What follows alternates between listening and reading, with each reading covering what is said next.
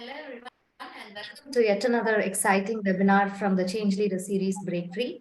So, today we'll be looking at the topic Game Changing Trends in Test Automation, Top Trends to Watch Out For. My name is Geraldine, and I'll be your host for today. So, before we get started, I'd like to go over a few housekeeping rules. Your line is currently muted, but don't worry, you can submit your questions during the webinar using the chat option that you find at the bottom of your screen, and we'll answer your questions as a part of the Q&A section that will happen at the end of the webinar. And also please note that this webinar is being recorded, and we'll send out the link of the recording so that you can have a watch later or share it with your friends and colleagues. Next slide, please.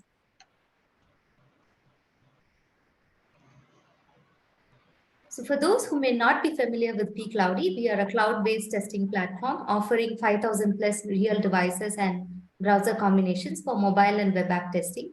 Key features of pCloudy include continuous testing, DevOps, advanced automation, AI-based visual testing, robotic process automation, real-time test analytics, and much more. With integration with popular testing frameworks and tools and round-the-clock premium support, pCloudy is trusted by 300K plus registered users, right from small businesses to large enterprises. Next slide, please. Now, let's see about Break Free. So Break Free was an idea that burst out of the need for change in the testing domain. So we've seen the testing industry evolve and grow over the decades as a few leaders took the risk to break free from traditional approaches towards testing and come up with a lot of new ideas and practices. And we believe that this change can be accelerated at a much faster pace. And so we took the liberty of identifying and inviting a few change leaders who are breaking the mold and embracing change to see the QA industry evolve. And that's what Break Free is all about. Our hope is that these sessions would spark ideas in each one of you to be the change in the QA industry for the industry to grow into greater leaps and bounds. So with that, let me welcome the change leader for today, Lisha Rakesh. Next slide, please. Lisha brings with her over 17 years of experience in IT consulting, solutioning, and service delivery of complex engagements. She has worked with clients across multiple geographies, helping them identify their strengths, areas of improvement, and designing transformation roadmaps to achieve their organizational goals. Lisha is also a certified Kanban, SAFE, and Six Sigma professional and has worked as an enterprise agile coach to implement agile projects and facilitate transitions from waterfall to agile. Currently, Lisha is a senior director at Capgemini, where she is responsible for managing and growing strategic accounts within the financial services business unit. And she's also leading the automation and SDET capability unit, focusing on building the automation competency and future-ready test engineers and SDETs within the organization. So without any further ado, let me hand it over to the speaker for today, Lisha. Thank you, Geraldine. That was a very detailed and nice, introduction. It felt good to hear good things about myself. And thanks to the pCloudy team for having me here, right? So as Geraldine was talking about, the industry is changing, right? We keep on hearing about the digital transformation initiative. Anybody that you speak to within the industry, within any of the organizations or verticals, they will talk about the need to be faster, the need to be going, with cheaper cost or reducing the operational cost. And at the same point of time, being very, very efficient in the work that we do. Now, when we talk about the speed at which we are moving, obviously to meet that, we need to ensure that the testing is also being done at the same level, right? Because it wouldn't make sense for us to deliver softwares or applications into the production and with a lot of errors or bugs, right? So automatically the testing, the validation, the whole quality engineering aspect comes into picture. And test automation is one of the areas which helps us or supports us in delivering that to the industry. And that's why we thought that we should talk about what are the trends, what are the patterns in the industry, and why automation or test automation is so, so important, right? So in today's seminar, we will have these topics. One of the reasons why we are talking about automation or test automation is because there is a huge business opportunity around this whole topic, right? And I wanted to let you know a little bit about what is the market potential, so that any of you who are looking forward to make a career in the test automation industry, or who all are already a part of this industry, can understand the length and breadth, and also the kind of opportunities that you will have if you stick to this particular field. The other area, while we talk about the future, we should also look at how the evolution of automation testing has been in the past, right? How it has evolved. If you look at 20 years back and today, how has the evolution been? What are the changes that have come in? And these evolutions will be in terms of processes, tools, technologies, everything. So we'll talk a little bit about that. And then we'll come to why automation is seen as an enabler for better future. And we need to have automation as it's a given now, right? And we need to have it as a very, very critical component when we are planning our test strategies. And what are the key trends that you should be looking for? What are the key things that you should be aware of as somebody or as a practitioner in the industry for automation? And the last is, how do you prepare yourself for your automation journey, right? What are the key things that you should keep in mind? What is the mindset, and what is the what are the challenges, and what are the key things that you should always incorporate when you are embarking on this journey? Okay. Now, one of the things that I wanted to bring across to you, right? This is coming in from the IDG's annual State of the CIO report for 2022. There are three key areas when we talk about the digital transformation or transformation in whole, right? There are three key areas which we look at, okay, which are called the three playing fields. One is the need to go digital, the need to ensure that you are transforming, because if you look at the current market, or if you look at the current industry, the user base is absolutely different from what it was yesterday.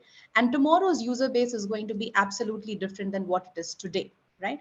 So if you have to ensure that you're walking at the same speed or running at the same speed at which the industry is moving, you need to ensure that you are transforming continuously. Okay. The next thing is around the customer first or the user experience first mentality or mindset. Everybody talks about customer engagement. It's very, very important. We have got applications which are global in nature. We have got people who are so connected, right? And anything that goes wrong gets a lot of attraction and a lot of attention from the whole globe. So it is absolutely imperative for you to ensure that you are delivering the softwares or the applications to your customers, which are which are giving them very, very customized and frictionless experience, right? So something which is very smooth, something which is very easy to navigate. And also understand that the community that we work with, these are communities wherein you have got children who are accessing your applications, you've got adults who are very busy, right? Who have very less time to navigate through the applications, etc. And then you've got the elder population also who might not be very digital savvy. So when you think about it, you need to ensure that anything that you're building is having that customer first mentality, and you are being able to satisfy the needs of your customer.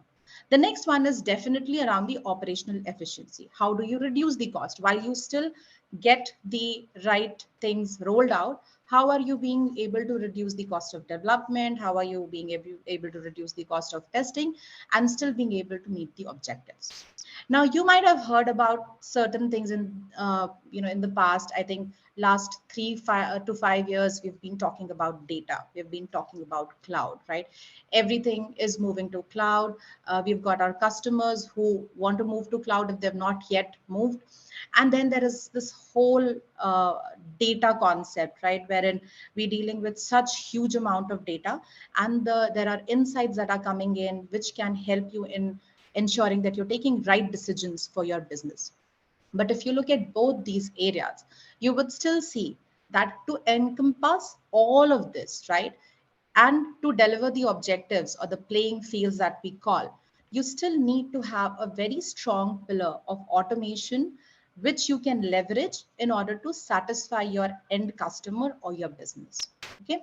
So I wanted to bring this across to you, that no matter what you're talking about, if you are given raw data, high volume of data, and you are asked to go ahead and ensure that you make decisions based on that data, you would not be able to do that unless and until you use some automated mechanism to get the right kind of insights from there. Similarly, if you're talking about cloud, the whole idea about cloud is going faster. Now, if you take a whole lot of time to ensure that you're validating the releases or you're validating the applications before you move them to cloud, it's again going to be a very big challenge. So that's what I want all of you to understand, that automation remains the key no matter what is the underlying technology that you're using, right? With that, we look at what is the market opportunity, because end of the day, it's all about the bread and butter that we earn, right? So if you look at the 2022 data, automation testing market was evaluated to be at 24.7 USD billion dollars, right? And if you look at what is the projection, looking at the kind of business or kind of growth or the pattern that we have seen, there is a clear projection of 52.7 billion USD by 2027. So just imagine the kind of growth, right? Keeping in mind the industry trends right now, it's a growth rate of 16.4%, which makes it a very, very lucrative industry to stick on to, right? If you look at the market segment analysis, you would see that the highest revenue generation is done through the North American industry, and that's the highest revenue contributing geography. But the fastest pace at which one of the geographies is growing is the APAC, right? You see a lot of traction and a lot of move towards projects which are getting into automation testing in the APAC market. Okay, and this is something that is projected to happen over the next 3 years at least, wherein you would see still the revenue would probably be coming from the North American region because of the high volume and the size of the industry, but the traction is still seen to be more in the APAC region. Now let's talk about, like I said, while we talk about the future, we also need to be aware of how this industry has evolved. So when I started it was like 18 years back. At that point of time, I think automation was something which was gaining momentum. It was very niche at that point of time and very specialized. And anybody who could code and who had the testing knowledge was moved into automation testing. And that is what is the evolution that you see here, right? If you look at how the whole automation path started, because at one point of time, if I look at 20 years back, we didn't know automation. Testing was definitely very important. It has stayed to be very relevant and very important over the years, but it was all functional testing, manual testing, wherein you would have testers sitting down, right, understanding the requirements, working with the BAs, working with the business, creating the manual test cases, executing them manually, all of that. Then when the automation testing tools came into the market, people started getting interested for that, right? And they started looking at trying out automation. The tools were probably not very formally there in the market. There were utilities that were being used to ensure that you could bring in some efficiencies into your work, right? So there was no end-to-end automation, but you were doing some of the things, maybe, file comparison or something like that. So it was very unstructured at one point of time when it started, and there was very minimal automation because people were not very clear about how automation can be used, what are the benefits that will come in, and how accurate it would be, right? With that, it moved to a need-based automation, which meant that certain kind of programs would need automation because you wanted to run faster, you wanted to reduce the cost. Okay, I still remember when I started testing.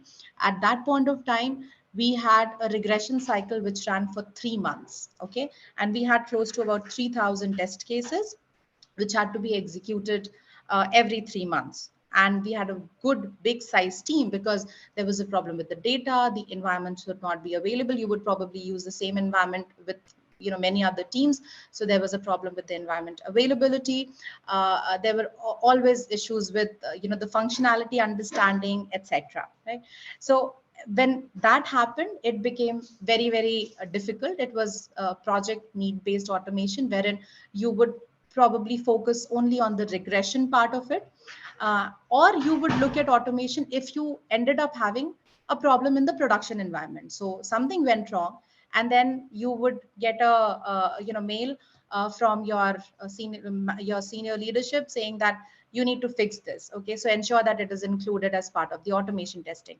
While you did automation, you would still do manual testing to ensure that the automation is working fine. Then it became more proactive when people started seeing the value, right? When the 3 month cycle became reduced to a week cycle, people started seeing the value that was being derived, right? It became more structured. The focus shifted more from test cases to business processes. And when you had the API testing coming into picture, you had business flows or end-to-end business flows coming into picture, people started talking about downstream, upstream automation, all of that. Now it is more industrialized, which means that people are thinking about automation. When you think about a new project, you don't think about manual testing at all. The first thing that comes to your mind is how can you achieve decent amount of automation coverage in your engagement, right? The skills also have changed. Earlier, the skills were hybrid testers, manual testing plus automation testing, little bit of coding knowledge is all okay. Now, nobody talks about automation testers. Everybody is talking about full stack testers. People are talking about SDETs, right? And then there is this whole idea around the CI/CD pipeline, your automation testing getting embedded into the pipeline, and you being able to churn out test cases, getting things tested, and then pushing them into the production environment.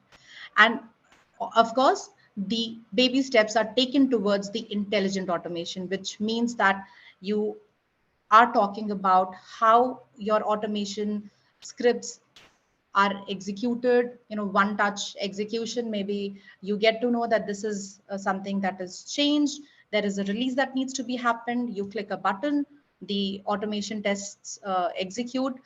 If there is a failure, they self heal, they understand what went wrong, and then they go ahead and self heal themselves. There's a lot of analytics coming into picture. You're looking at how the production systems are behaving and then pushing it back to your automation teams or testing teams so that they can understand what needs to be tested and they can optimize their whole efforts, right?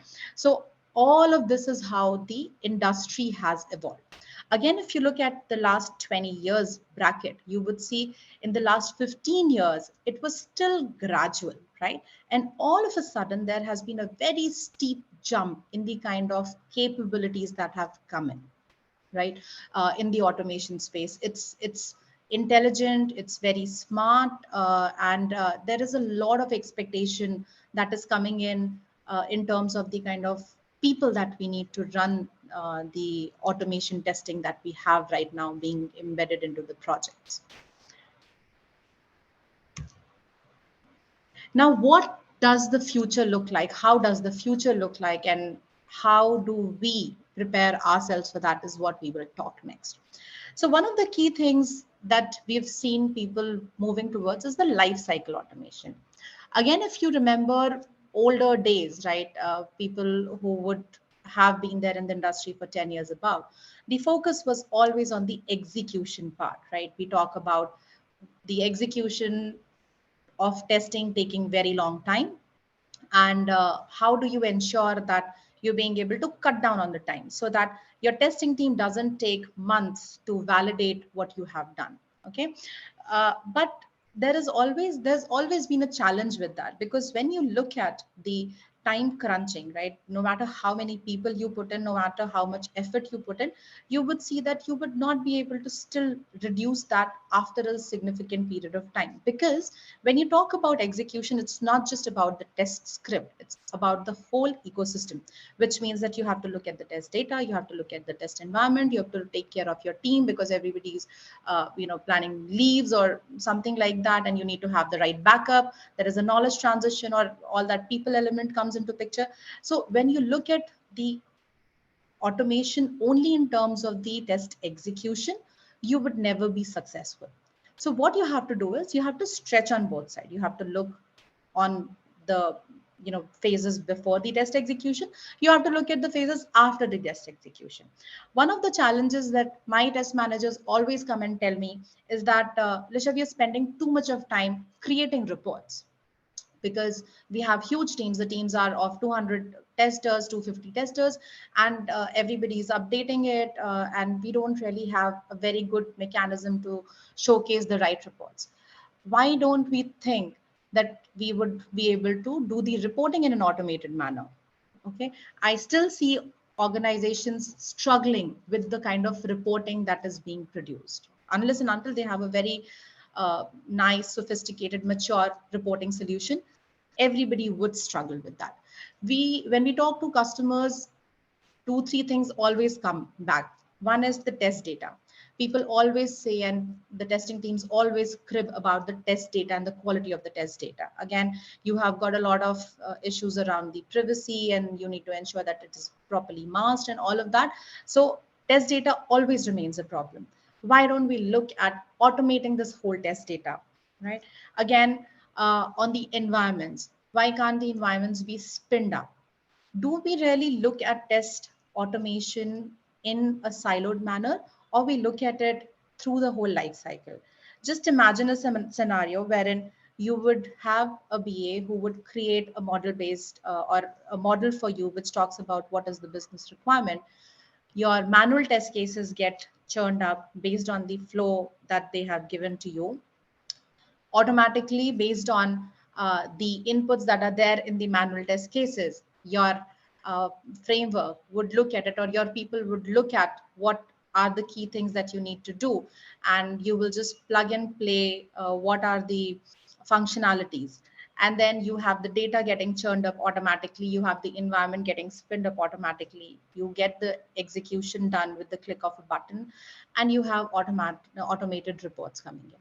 Just imagine the scenario, right? So that's why I think we as test managers, or even people who are actually doing the testing, because you are the ones who are spending so much of time doing all of these mundane activities. So look at how you can spread or extend automation across, and not just have it focused on test execution. I think most of us understand it, but the implementation is always a challenge, because we keep on hearing the same problem when we go to very mature customers also, who are very mature in the technical space, technology space, but still you hear about the same old problems coming up. So there is, we need to look at automation as a holistic solution, not focusing only on a certain phase.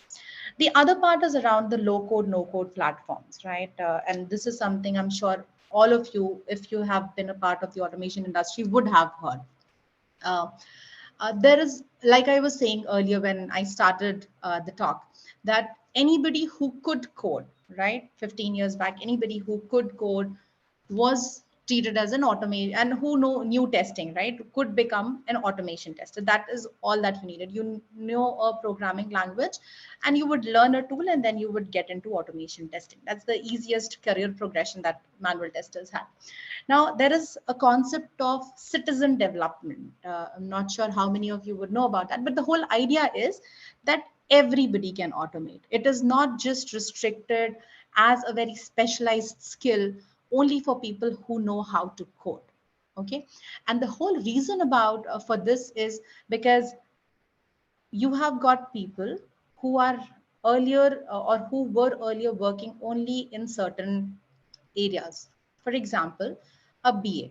A BA would come in during the requirement gathering phase, and then would come at the end when you are doing the demos of whatever you have tested or whatever you have developed to validate that. Why not leverage these BAs across the cycle? But how do you do that? Because you cannot ask somebody to learn coding and create that logic and start creating automated scripts overnight, right? It's not possible, and practically not feasible. So what we do is we look at low code no code platforms, which gives you the ability to have non-technical or people having non-coding background also be able to code to a certain extent, execute the scripts, and also maintain your framework, right? Or maintain those scripts going forward, because there is hardly any coding required. And there are very sophisticated tools in the market or platforms in the market which will give you this ability. So if you have this has always been a challenge, because what always happened is that earlier, when you would do automation for any of, I'm talking about the service based industry, right, service based organization, when you would do automation testing for a particular customer, it's basically like a marriage. You don't get out of there, because there is so much of dependency on the code that you have developed for them, that it's very difficult for them to come out of there.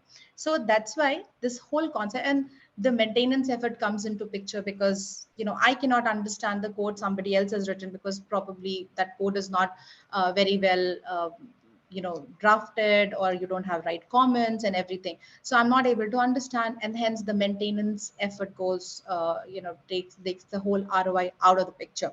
So this low code no code platforms enable the complete team to come together and support the test automation activity. You can have people who know coding, they can definitely run it, but you can also have a wider user base who can use these tools and create test cases, execute, and keep them maintained over a period of time. Then we have the digital experience testing. As I was telling, that the user base or the consumer base of our applications is very, very varied, right? What I would expect from a particular application is very different to how my son, my 9-year-old son would perceive it, and it will be very different from what my 65-year-old father would perceive it, right? So when you look at this kind of a varied user base in terms of the work that they are doing, in terms of the way they are interacting with your applications, the way in which the kind of devices that they are using, right? If you look at all of these permutation and combination, the key thing becomes, or everything, the core becomes the experience that you're giving to the customer. I would love to go back to an application which gives me a very seamless experience of using the application.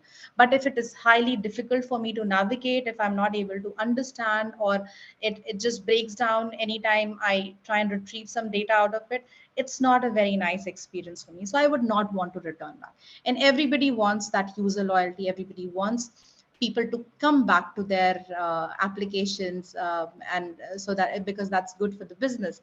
So when we are talking about this, we need to ensure that we keep user experience in the core of our design principles, which means that we look at how well the people would perceive our applications, how easy it is going to be for my application to be used by people.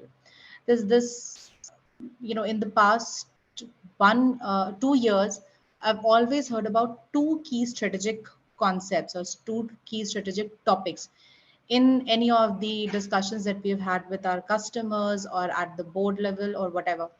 But the two concepts are around the sustainability, and the other one is around the inclusion, right?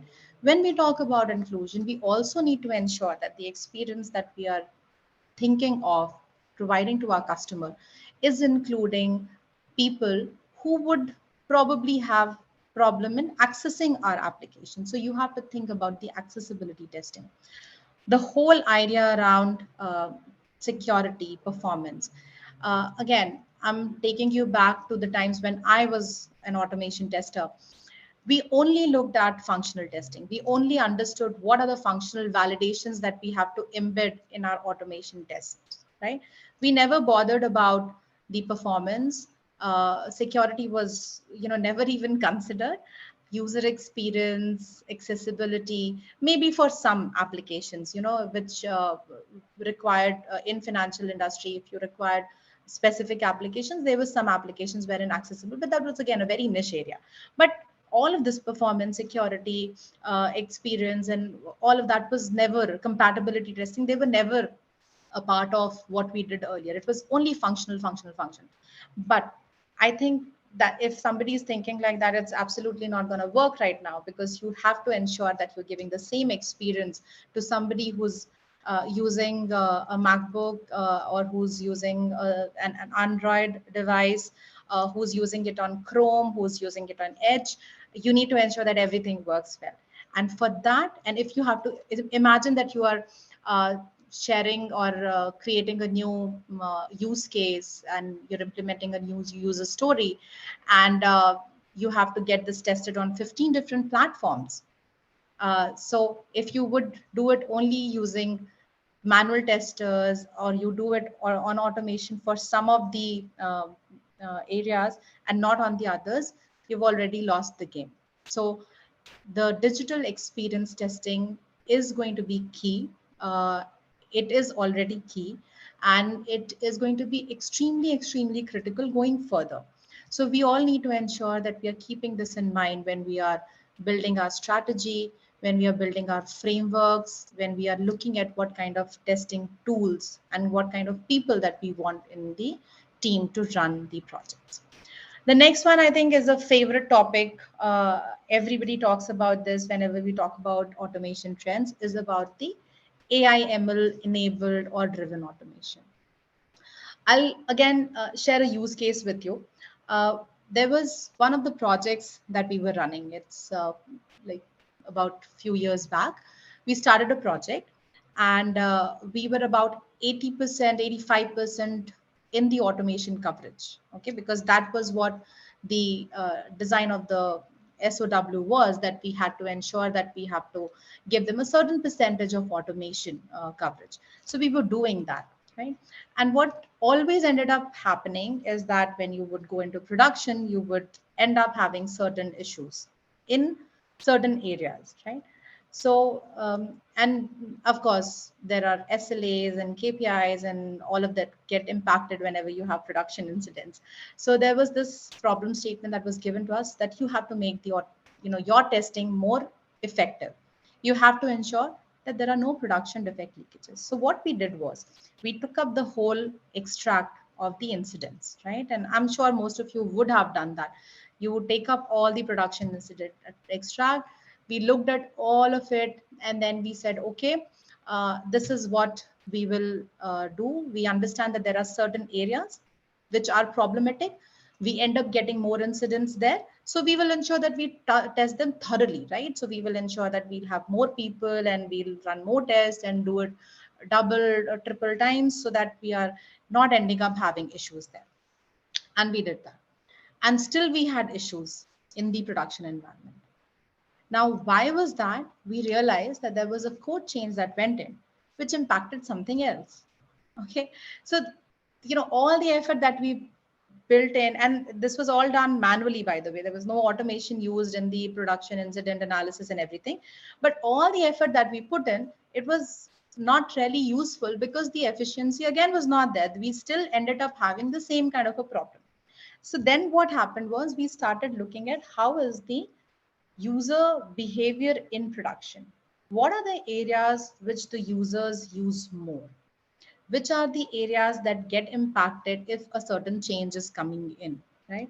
And what would be the kind of traffic? Is there a pattern that we see in terms of the traffic which becomes higher, and then people start facing a challenge and all of that?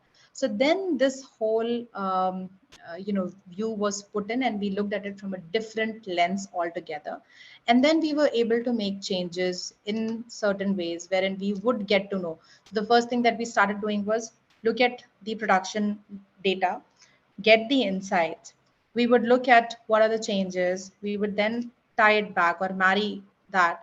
And then we would plan our automation efforts or testing efforts for that, right? So that similarly, I think one of the use cases which is very, very popular in our customer base is around the duplication of test cases. I'm sure all of you who are working on automation would have encountered projects wherein you have thousands and thousands of test cases you run during the regression. And these test cases are test cases that have been created over years, right? Because you've worked on these test cases, somebody else has also worked on it. And when you have a test case suite of 1,500 test cases, you would not go back and look at each and every test case and then create your test case, right? So over a period of time, what happens is that gradually when you start building it like this, you would end up having duplicate test cases. And there is always a need to do this manually or revalidate these test cases. And most of the times it's manual effort that is put into picture, because people will look at it, and then you'll have SMEs who will come in, they will see and they will say, okay, this is the duplicate, you can get it out, you don't need to run it, or this is an obsolete test cases, etc. We used to do a similar kind of a thing. Every 6 months, a good amount of effort would be spent. We will sit with the business team, we will understand what is good, what is bad, what is duplicate, and then do a whole revalidation exercise for our automation suite. But then this whole AI concept came in, and our COE team brought in the thought process around looking at the duplicates through the NLP algorithms, and then giving us, and it was so easy for us because the only thing that we had to give them was the extract. And they came back to us and they said, okay, these are the 100 test cases which are duplicates in some way or the other. And they also gave us what they thought was the duplicate, in those. So which are the duplicate test cases, and what are the what are the areas wherein there is a duplicate. And that became, the whole revalidation exercise stopped. So our testers were not doing that with the business teams. They were just using it. And it was so easy because you would get the whole exercise that you were doing over weeks, that got reduced to a day or two. And you would get the information, we would just send it back to the BAs, and we would say that these are the changes that we are bringing in the next release.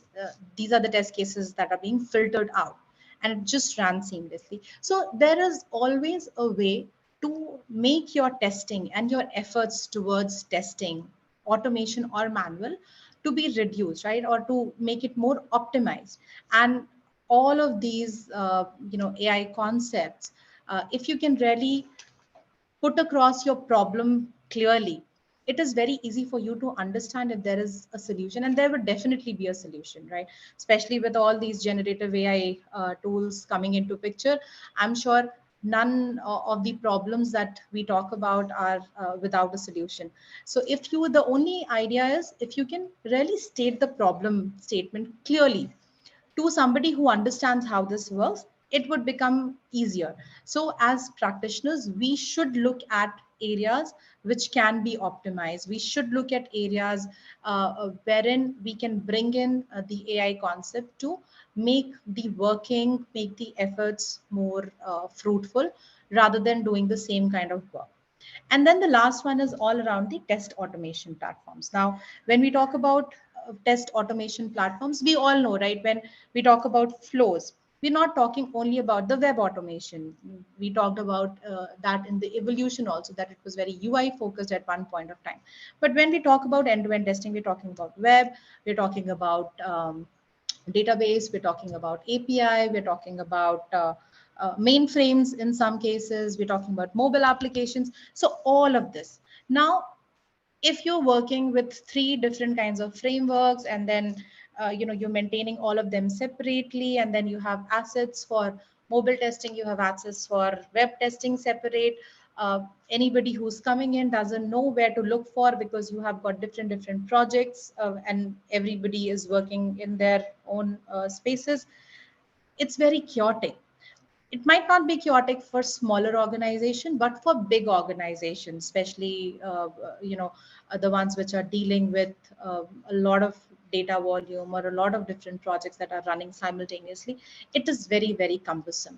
And you end up spending a lot of effort, or there is a lot of rework effort that happens, because you really don't know that what has already been done, and there is no place wherein you can easily find that out. So the whole idea behind these test automation platforms, and again, there are certain very good organizations and vendors who have developed these test automation platforms, which you can look at. You just need to do a bit of a research, and you can look at the kind of working and the kind of efficiencies that they would provide. You can create end-to-end test cases spanning across these different technologies. You can use visual mechanisms to do the validation of the test cases, so that it is mimicking your exact user behavior. The scripts are very modular in nature. You can have them created using normal English language, because these platforms typically are low code or scriptless platforms.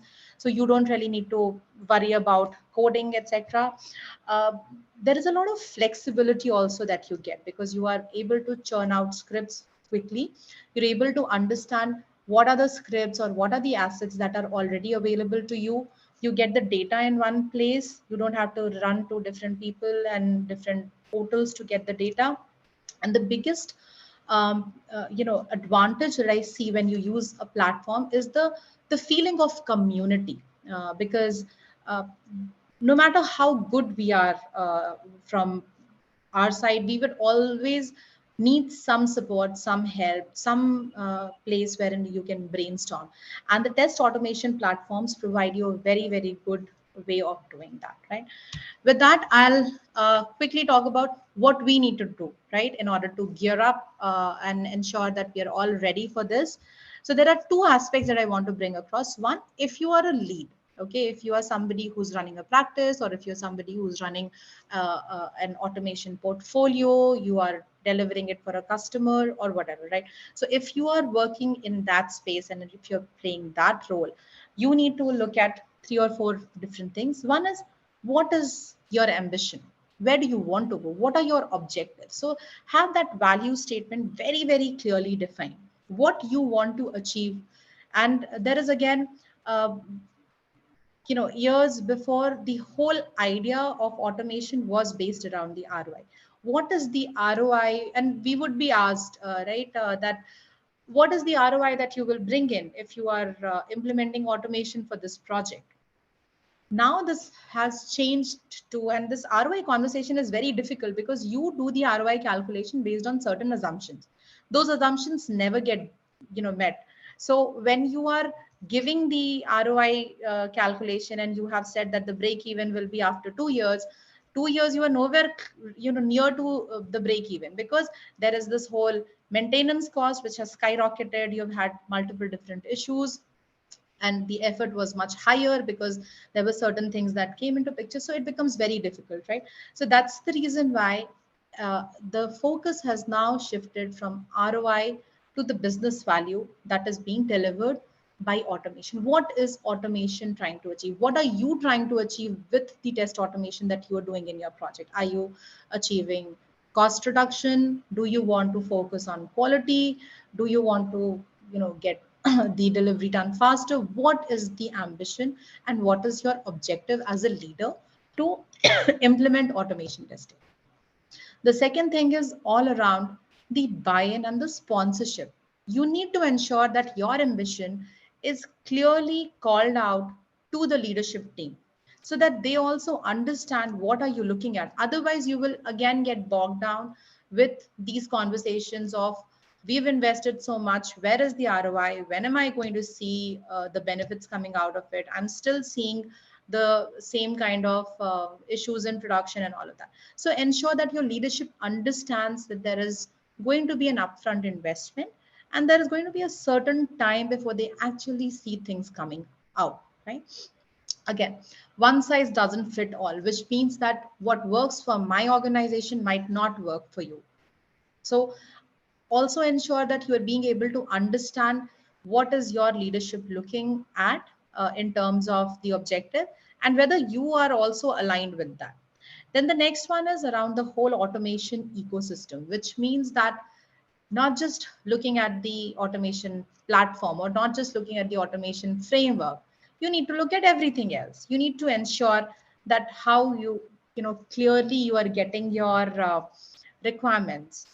Who are the people? Do you have the right? You might have the state of art technology in place, you might have very, very good tools in place, but do you have the right people and the right skill set to deliver what you are trying to bring in? Most of the times you would see that we talk about very, very good tools, very sophisticated, very mature tools, but you don't find people who can run with those technologies, and then you end up struggling to find the right people.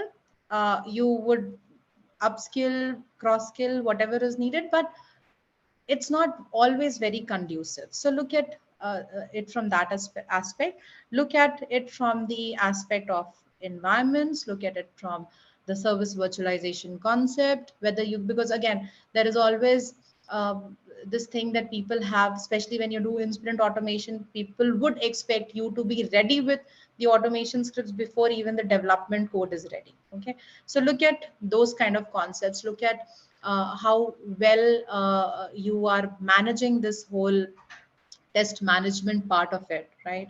How is your reporting happening? So look at the complete ecosystem and don't just look at it. Mostly we only look at the tools and the technology, but that's not all of it. So look at the whole thing.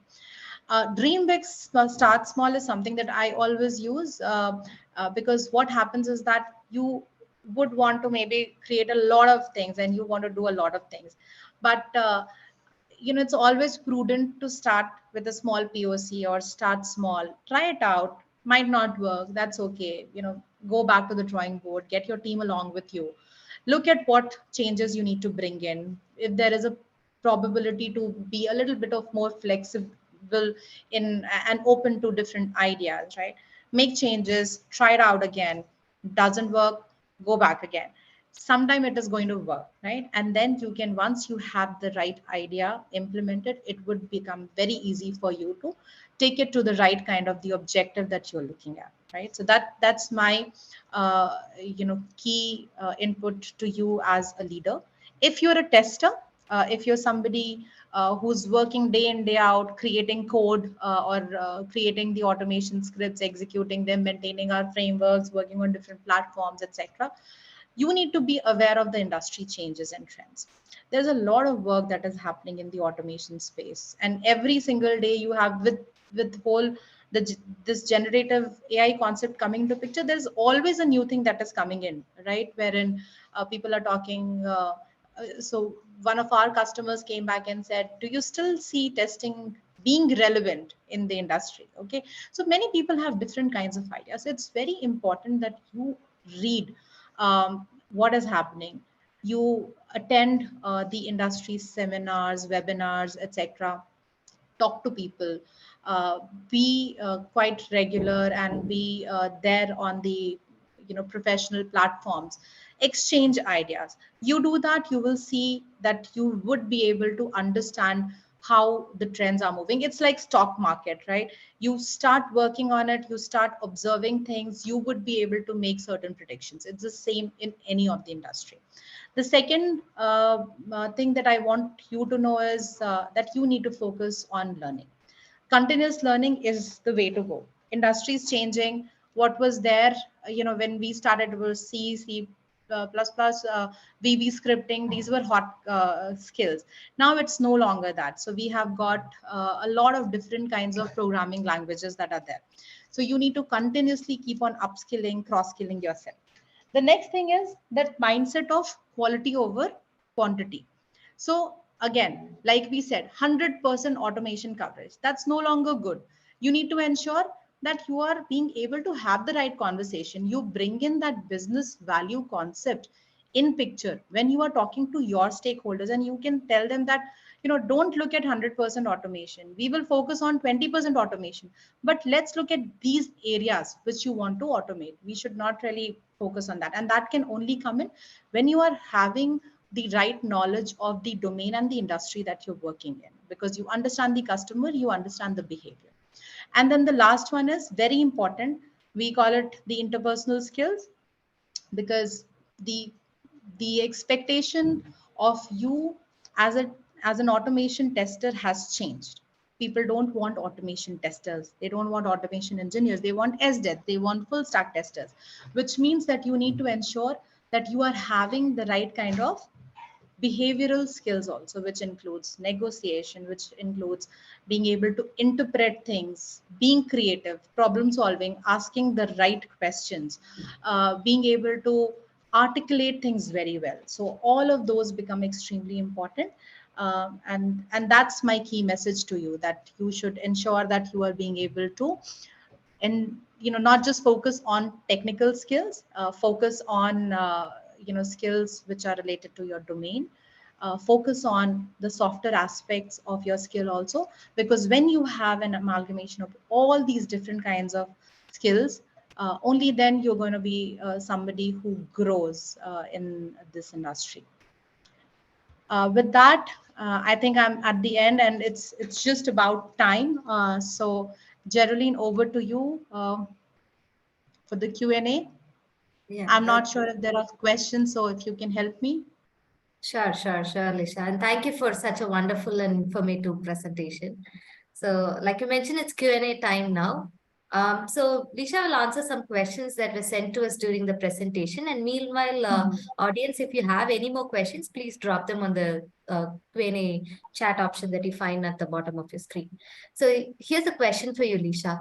So, how can we smartly run only limited test cases, not full suite of 1,000+ test cases? Is there any suggestions that you have for this? So one of the key ways to do that is do an analysis of your 1,000 test cases. Okay. There's this 80-20 principle that we have, which means that most of your problems will be concentrated on some areas. If you can identify that, and you should be able to, because if you're working, like I was saying, technology is one part, but you also need to understand the functionality. So if you can zero it down or nail it down to those 20% areas which are leading to those 80% effects, I think that's a very good way to do that. There's also this concept of requirement traceability, which means that you are ensuring that every requirement has the right test cases mapped to it, execution defects, etc., so that you are being able to understand that if a certain requirement is being changed, what are the test cases that will get changed, right? And then what you can do is you can optimize your testing effort, because I can completely relate to you. We testers are being asked to run everything all the time. So these are two things. The other thing, if you really want to take it to the next level, so one is identification of those problematic areas, and that you can do either you sit with your BAs or you sit with your business, you give them your views because you have been running those test cases, you understand where the maximum challenges come. Or you can also do this production data analysis, the production incident analysis, or production user behavior analysis to understand what you should focus on more.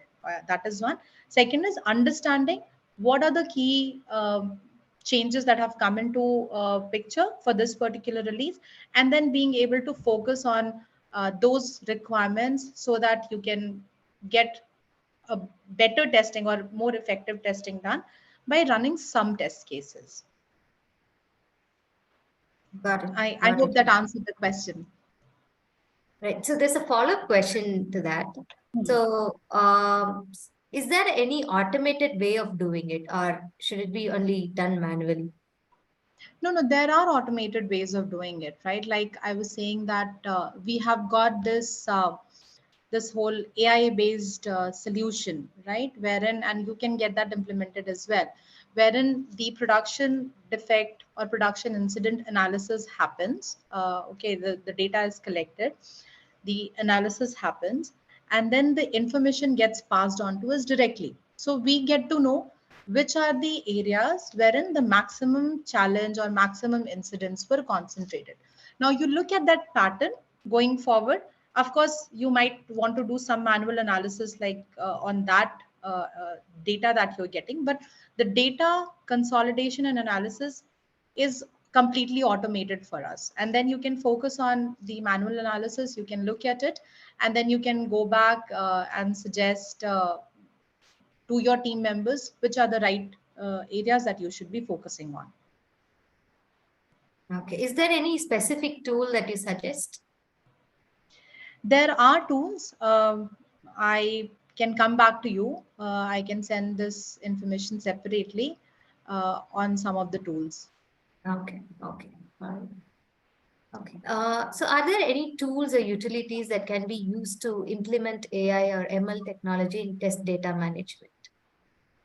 See, generally, what you would do is you would have use cases, right? Again, there are numerous tools. You would find, many tools wherein the AI, the use cases, the AI use cases are already there. These are out of the box, and then you can just leverage them and customize. But typically, what happens is that when you look at because everybody has a different problem. right? It's not that everybody has the same kind of issues, and if your problem statement is different, your solution is also different. But there would be tools. For example, Tricentis has good tools, right? You can look at that. That whole platform gives you that or enables you to build in that AI ML capability, or bring in the intelligent automation in terms of the self-healing capabilities, or monitoring, understanding what is going wrong, so that you can bring in all of this. But otherwise, what you can also do is you can have something which is your own homegrown thing, wherein you define the problem statement, you define the use case, and you would be able to then take it forward by creating the right or implementing those use cases for your data sets. Right. Okay. Okay. So here's another question for you, Lisha. So how do you see ChatGPT and BART is it going to replace testers, or is it going to help testers? What's your thoughts on this? See, the thing is that, like I was saying, this is something that was asked to me by one of my customers, right? What is your point of view on this?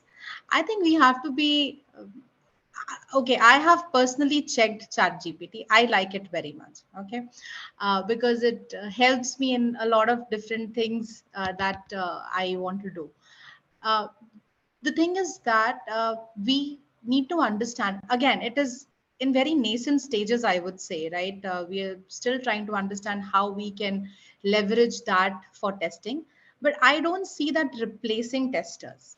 Okay, because the intuition that a tester has, and like I was saying, that interpersonal or behavioral skills, what makes you a tester is because you have got that intuition, you've got that knack of understanding what goes wrong, and that happens because you understand the other user's behavior.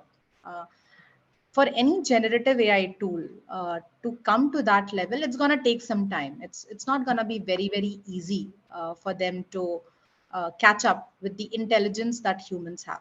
However, I definitely see them playing a very, very important role going forward in terms of different kinds of things. So, for example, one of the use cases that we are looking at is, can I feed a requirement to ChatGPT? Or, of course, we are using ChatGPT right now, but when we talk in the service organizations context, we would not typically use an open source thing. So we would use something which is more secure. So if you're using something which is your own homegrown accelerator or utility, what we are trying to see is if there is a possibility to utilize this concept to create test cases. So if I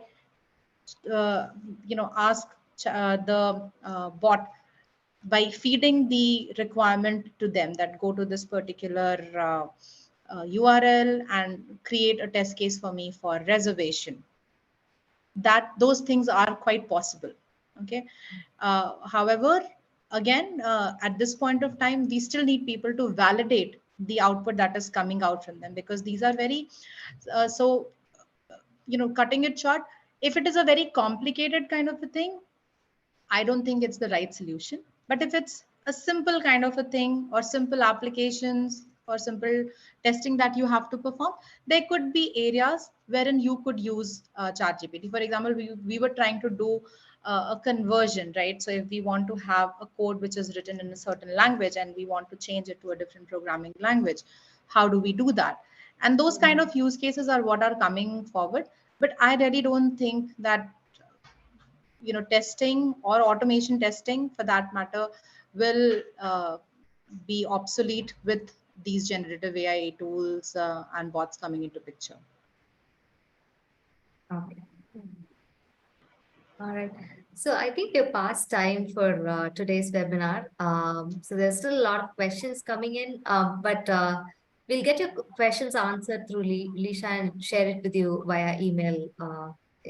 Yeah, since we're running out of time. And thank you so much, Lisha, for answering those questions and for a wonderful presentation. It was a great pleasure to have you with us today. And thank you, audience, for being very interactive. And I really hope that you found this webinar valuable and informative. And remember, keep breaking free and pushing the boundaries of what's possible in the QA industry. See you at the next breakthrough session. Have a great day. Bye. Thank you, everyone. Thank you for your time. Appreciate it.